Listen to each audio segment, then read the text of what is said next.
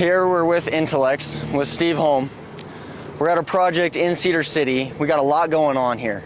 Please tell the audience a little bit what you guys have going on at this project. So there's a lot going on right now. We just barely, as you can see behind me, there's the fire hydrant. We just barely completed the water line for the project, and we're on month number 3. So the water's complete, sewer's complete.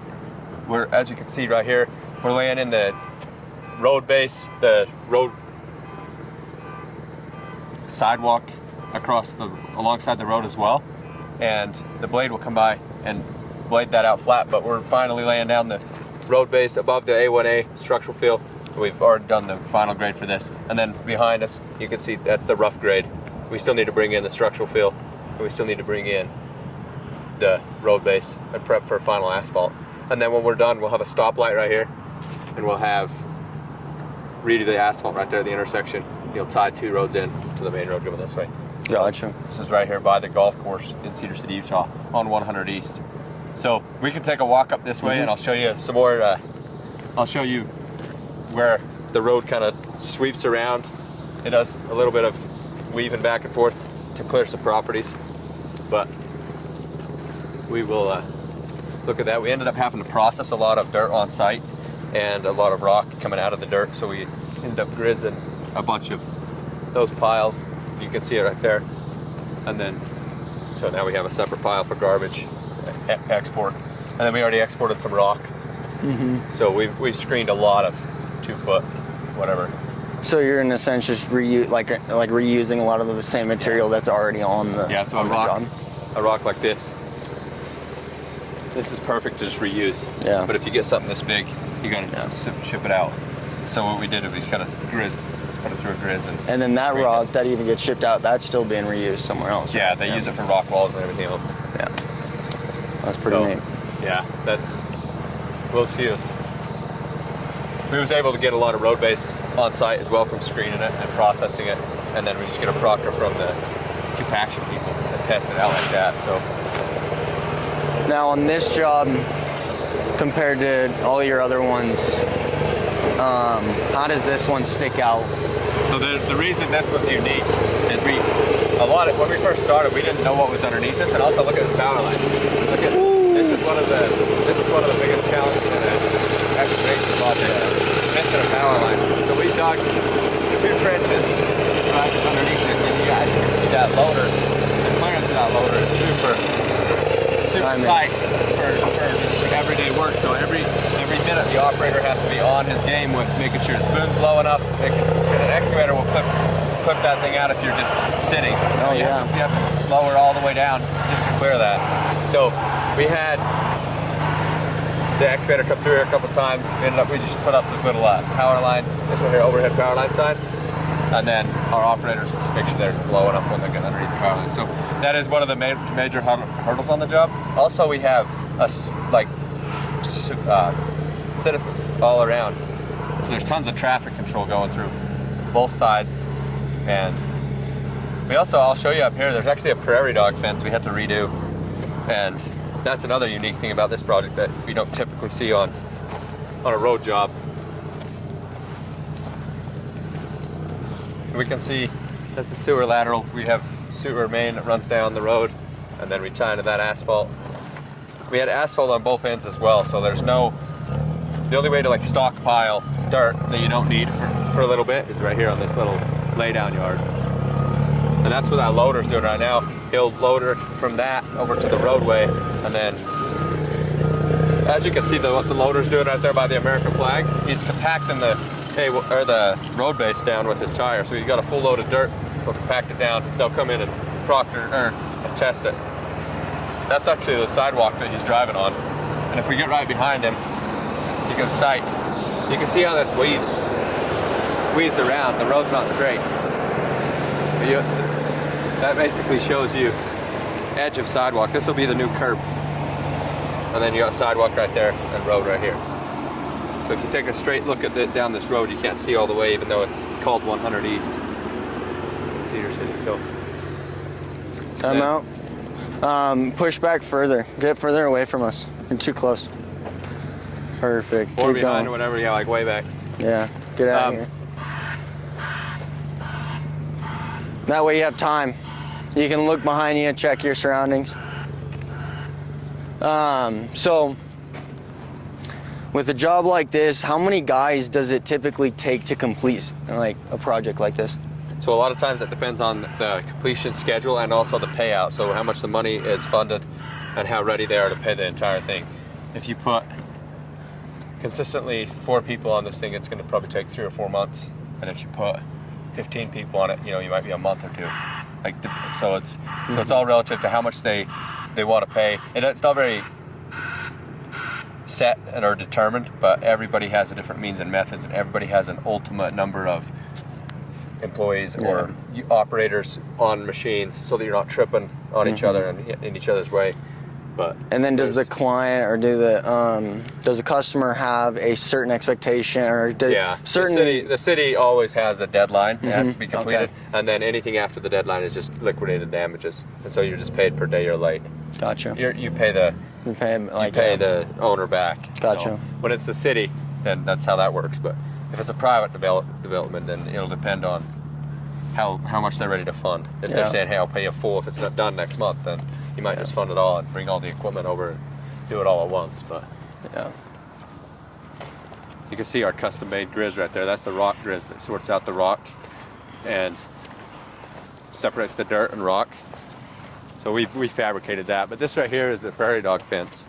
So this used to come out to a corner right here, right about where cameraman is, and this is this is an 8-foot tall piece of chain link, and we buried it 4 feet. So this used to be a full-size trench. Wow. And then we had to put that back up. So it used to be to the corner. We were able to dig it out and reuse it, so that was pretty nice. We had to be super careful while we're digging it out, because you have to go down so deep. But it used to be out that way. And then this right here is the golf course. That's actually the driving range. So you literally pick up golf balls on the project here. Now are they... Right here, this is a golf ball. Is a lot of the reason behind this is because are they planning on doing a lot more houses or development back here? One of the biggest reasons they're building out this road is there's a lot of industrial coming this way. It's also filling in the empty spaces throughout the town between the freeway and the mountain. But right now there's 100 east and it stops, and then it starts, and there's a couple blocks of no 100 east in Cedar City, and then it starts again. So we're basically just patching the roadway that is missing, bridging the gap in a sense. Yeah, exactly. Yeah. So yeah, this is, as we can see right here, he's exporting out too big of rocks, any garbage, any of that stuff, and this will be the over-X of the road. We'll continue the road all the way down to that second excavator. That's the other end of the project. So if you take the project length, it goes from that excavator all the way behind us, crosses that road, and goes all the way to that house that is at the base of the mountain. So might be close to. Do you know how many pieces of equipment that are running this? So I think we have 5 active at any time. So they'll switch between them. You know, a compactor, he'll jump on something else. But then that trucking, sometimes we'll haul our own rocks off. Other times we'll hire it out. That's a brand new fire hydrant. We put that water line in the fire hydrant. And then parking lot to 2 different completely independent things. And our curb sidewalk right here will come in and stop. So this will just be more parking, but they'll have to enter that way or else pull onto the road where it makes sense.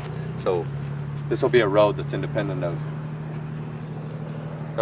the other parking. This is not just going to be just a big asphalt pad for. So it's actually gonna. It'll look like a road coming past our It'll house. make this a little bit more efficient in a sense. Yeah, it'll make it feel more like a parking lot for those guys too. Yeah. I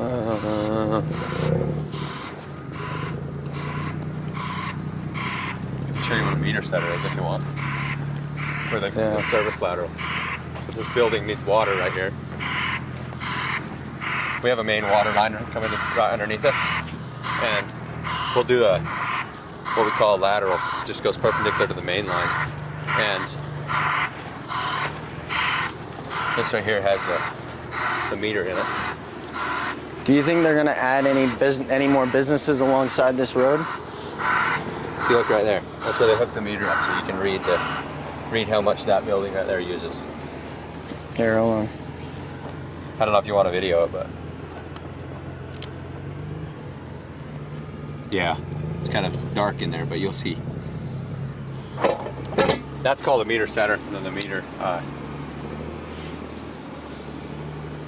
And we'll see the city will actually just bring the meter. So Wait. Should be good to go. Wait. let's go look at our laydown yard with our supplies.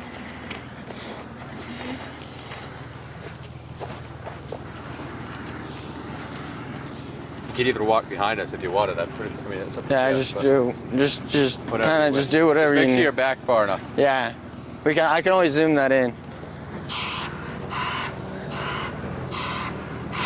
So do you think there's going to be more businesses, more homes alongside this road, or are they going to keep it? I think we're going to see a ton of building out where that dirt pile is, and then Yeah. we'll see that build out. There is some more commercial coming in right there, but we just stepped over the sidewalk and just got off the roadway into a piece of property. This is a separate property from the project. This is our laydown yard. So this is where we'll have our dumpster, we'll have our storage bin with supplies and whatever we have on the site, and then our extra attachments will store it kind of, it's like an on-site storage. And then as we get down this way, we'll see where we'll put our tool trailers. We have our project lube truck, so we'll lube all the equipment on site with this truck.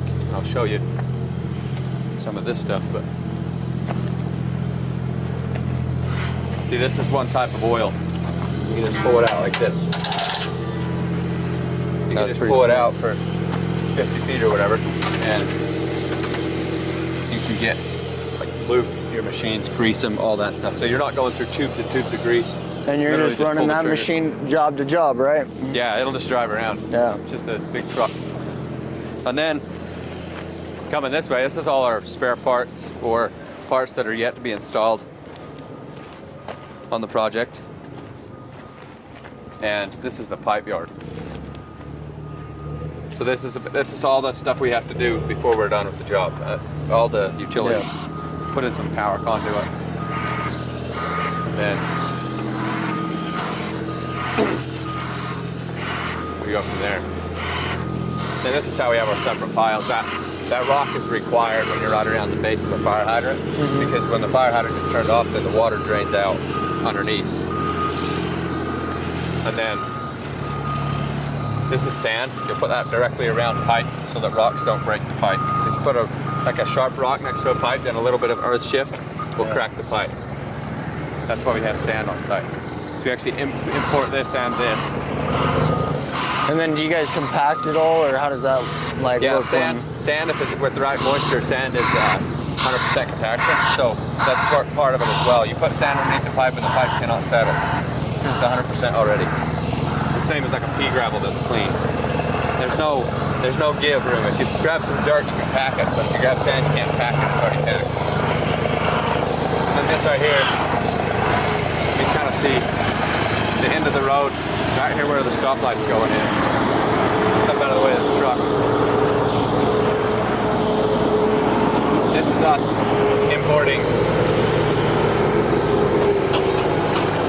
road base right now to add on top. So we're importing it in from like a gravel pit across town. You can see he's removing his tarp there. His tarp keeps the rocks from falling off as you're going down the road. And then we'll cross the road. I'll show you this other side. We've had this closed off with cones, but we've since brought the road up, finished up the utilities, and Open it back up. open it back up so we can bring in road base, even though it's not open to the public. So this right here, you'll see the archway. This is the road intersection, and this is property industrial buildings being built out. This didn't exist when we started the project. And we can see that fire hydrant's the last one there for this phase. So that right there is where any future build right between here and that next block, they'll tie into that and build it themselves. So we won't be bringing water all the way up. And we just have our on-site pipe trailer, whatever, you know, moving around materials. And do you guys just put rock around the fire hydrant, or do you guys do concrete? Well, it's a gravel, but there's concrete behind the direct thrust. So if your pipe goes out and up, you have to have concrete underneath and In the back, in the back, so that when the water kicks, then it doesn't break the main line. Yeah. So this is the subgrade right here. As soon as they scarify and moisturize, like they'll condition this dirt with the right amount of moisture, and then they will bring in the structural fill, pit run, all that, which is just exported from off-site. And we can see the roadway, it holds pretty straight, and the sidewalk, I believe the sidewalk actually ends somewhere close by here, but the roadway just has to weave around people's private properties. Yeah. Do you guys ever come in a situation where it like runs into people's properties? Like, how do you get around that? Yeah, throughout the permitting and planning phase, they have to get an easement. Yeah. So whenever we go through like a private property, for example, this one right here, we have an easement, and you can see those red outer orange flag. Yep. We can't go outside of that in the construction zone without working a deal privately with the landowner. So there's the project, but then they also give you a buffer zone, and it's just called an easement until it's dedicated to the city, and then as soon as it's dedicated to the city, then it's the city's. This road becomes city property. You can see some of the big rocks that we sort out right there. When does asphalt start to? So we'll be putting down some asphalt here shortly. You saw they're laying down road base. We got to get to that phase and then do a final grade on all of it, and then we'll come in and asphalt. This whole project could be done in 2 or 3 days. Done. Yeah. So they like to be basically. We like to have all of our dirt done, our aggregates Everything done, like that's almost. utilities, and asphalt will come in and just lay down. We'll actually have sidewalk completely done before asphalt starts. Wow. So Asphalt's kind of like I the think end. it's 6 weeks from now. Okay. And that's kind of like the end. Yeah, that'll be Near the end and then project. We'll paint the lines on the asphalt, and we're done. Raise iron. And then we're. You raise iron. No, we should. I don't know what that means, but. So in California, we have to, after we pave it, then we'd have to go through and chip it out and raise up so that you got manhole, like the caps, you know. So Yeah, that I just didn't know the terminology. The terminology of it, but absolutely. Anytime after asphalt, we'll go in and cut those sections out and raise the manhole lid, put risers in, raise valve cans. What do you guys call that here? That's actually a good question. It's relative to which contractor you're talking about. I've always called it the manhole risers and manhole rings, but that is what it is. Yeah. Every contractor is obviously going to be different. Probably just as much determined on how they were raised And in person, you know? But I feel like if you go to California, most companies they call it raising iron. Yeah, that's what I'm saying. There's a terminology, But- and likely that is an official terminology for what we're talking about, but yeah. I've actually never heard of it, so Yeah. not really surprising. Yeah. This is just our privilege. We are so blessed to have such great weather and such beautiful scenery. Because Yeah. you get to work in the most beautiful part of America and then call it your job. Like, that's pretty neat to see that mountain. And the Cedar Mountain Range golf course. You got grass. We're next door to the golf. You know, on the weekends you can hit the... Well, and I think what's really cool about, like, I would say, for you guys at least, is the commute. I mean, you guys are here local. You're helping out the community. You're not commuting super far. Yes, do you service outside of Cedar City? 100%. But do you have the ability to do tons of work here, local, which only helps out the guys on the laborers and everybody on the team? I think that's a huge blessing on top of... It's such a blessing. I choose to live here because it's beauty, right? And then I also get the opportunity to work here. And that, like you said, you have more time with family when you don't have to drive an hour to work. Yeah. And there's a gas station right there, food court right there. There's, lodging right there, hiking right there.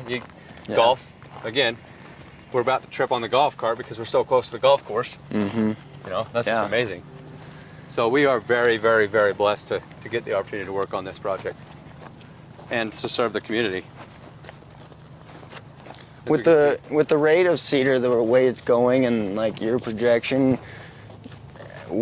like, do you see it getting pretty big, or do you think it's going to mellow out? So from the contractor perspective, we get a lot of ebbs and flows. You'll get tons of contracts going out for bid, and then sometimes through the winter it dies off a little bit. Budgets get tighter or whatever towards the end of the year. But in a general sense, private developers are building out a huge amount of developments, and then the city is adopting them.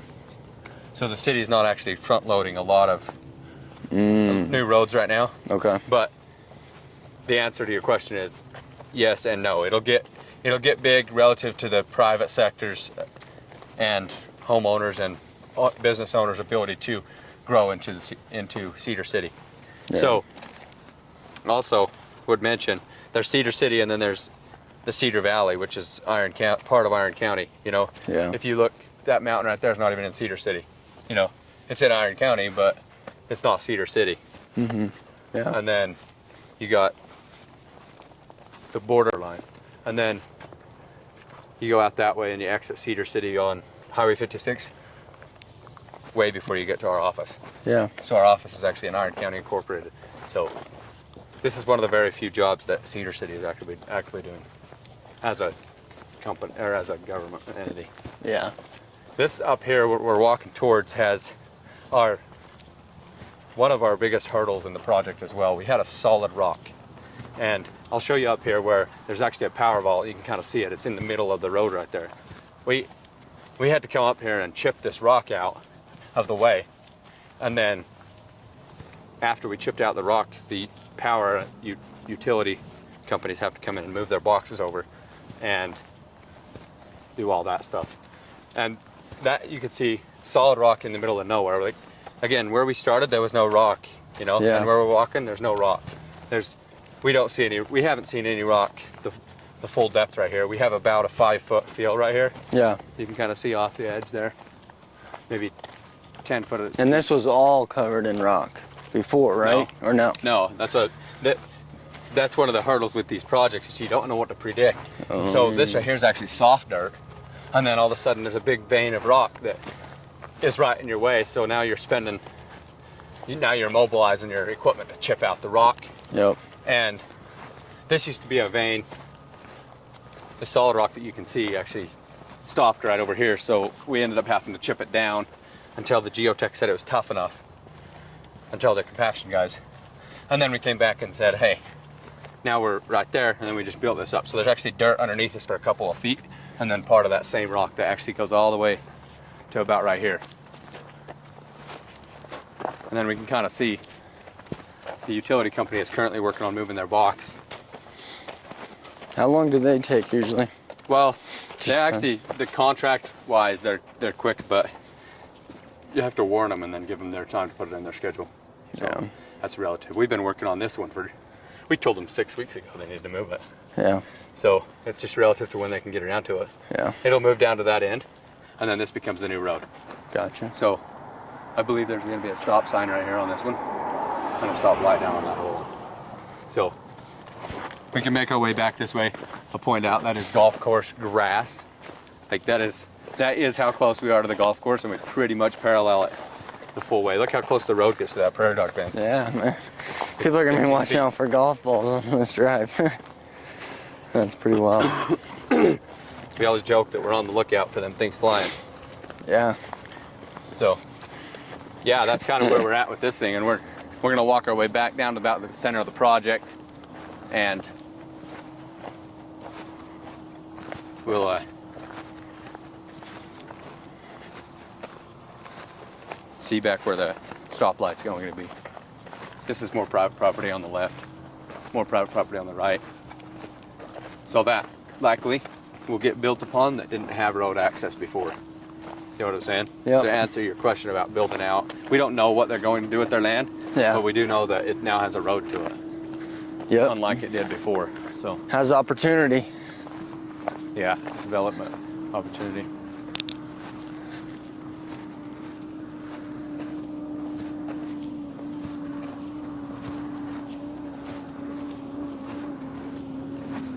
How long does it take from when you guys sign, get the contract to actually put equipment on the job? Every job is different actually with that. But what we do know is there's a minimum, and that's time for the government to do the paperwork. You know, but then Yeah. the maximum, they give us a range, a start range. So it might not be exact time, but they'll give us a start and stop range.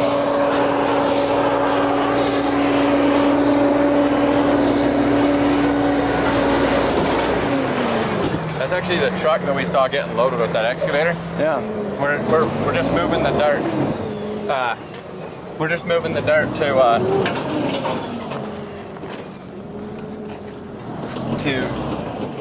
from one end of the project to the other end. You know what I'm saying? So we'll show you this right here.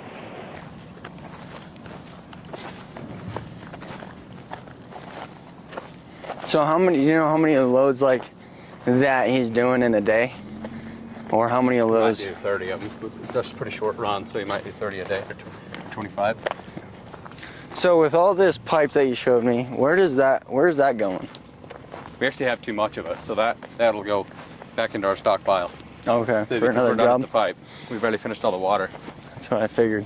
So not all of that was even purchased for the project. We kind of Brought that out. have stockpile. Yeah. So we'll just bring it back to the stockpile. This is so gorgeous. You just look at it all day. You can watch work all day. So in the sense of everything where it's at today, do you think you're on schedule? Yes. Okay. Oh yes, we're ahead of schedule. But we're also maybe 60% on the total project. So that's actually looking really good. Yeah. And from everything we're aware of, everybody's been pretty pleased with what services we're able to provide. So we're grateful that it's been a good working relationship with both, our privilege to be here and, them getting what they need. Yeah, because I can only imagine with a golf course of how I feel like how strict it can be, Yeah. Yeah, thank goodness we're working with really, really decent people. And people are just, down to earth, making good decisions. Yeah. And they understand that you guys got to do your part. So that way it can just get better. Yeah.